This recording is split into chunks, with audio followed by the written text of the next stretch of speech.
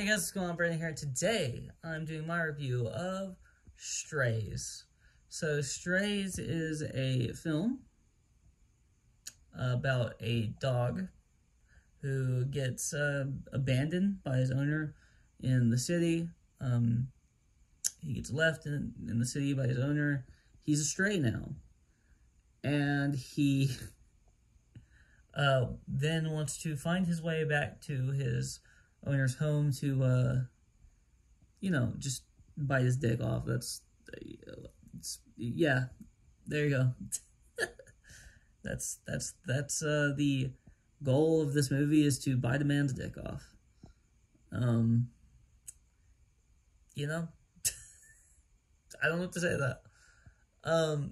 This movie, so from the trailers, I wanted to see it, but I was also, very much afraid that was going to suck, because movies like this a lot of times suck. But this movie is not for everyone. That's the first thing I want to say, is this movie is not for everyone. You may go into this movie and then you may hate this movie. You also may love this movie. I think it has a 56% on the critic score on Rotten Tomatoes, and then it's it's about the same place on the audience score, I believe, or somewhere around there. Or it's a little bit higher. I think it's 70% on the audience score on Rotten Tomatoes. So here's the thing, right? And now, Rotten Tomatoes is not like a, it's not like an average score of every critic, that's reviewed the movie. It's like it's like 56% of the critics that have seen this movie have liked this movie. That's what that means. 56% positive, 44% negative. That's what that would be. So, with this movie, I would say that Will Ferrell's great. Will Ferrell as the voice of the main dog, along with Jamie Foxx, Randall Park, Sofia Vergara.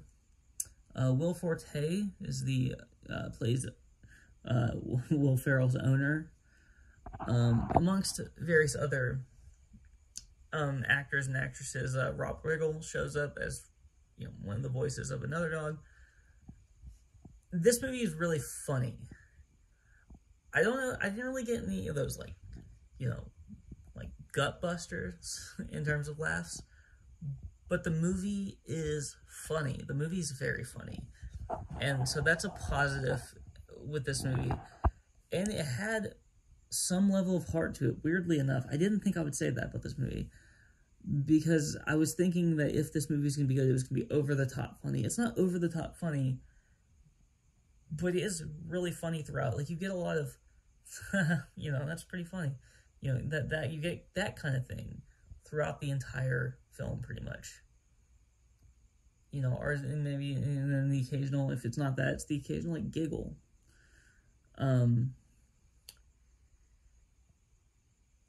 You also get Murray from Stranger Things in here for a very, very, very small role. But I love him so much. I love that character in Stranger Things so much, and I think that he is great. Very good in here, too. And he was, the perfect person to play the role that he does. Just absolutely perfect. I just can't say enough about how good the casting was for that one. Now, where do I have issues? So this movie is an hour and a half long, and if this movie was any longer, it would be real slog to get through. I think if this movie was an hour and 40 minutes, because towards the end of this movie, it started getting a little slow. Feeling, at least. For me.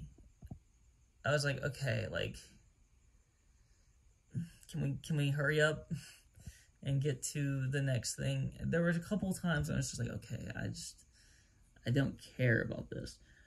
There's one or two scenes where I just didn't care about what was going on.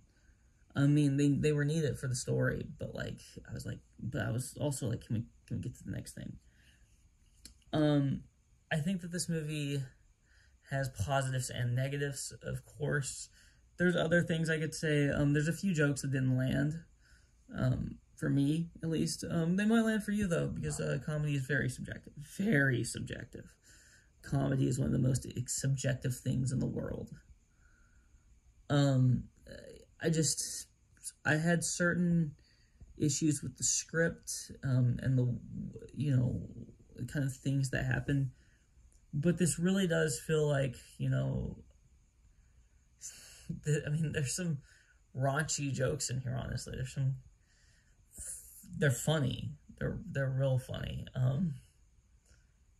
Another issue that I have, you see quite a few of the jokes in the trailer. And I understand, like, marketing. Like, I understand you want to show some good things.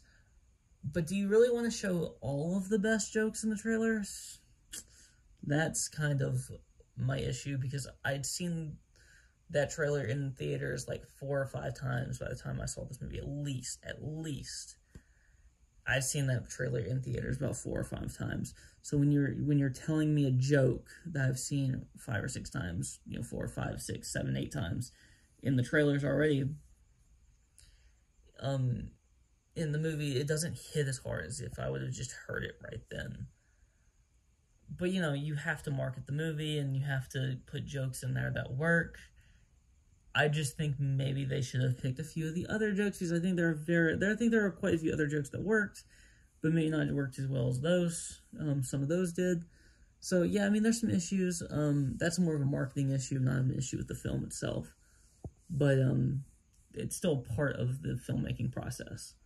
So, yeah, that's, I'm going to give this movie a little bit lower than I gave Blue Beetle. I gave Blue Beetle a 7.5. I'm going to give this a 6.5.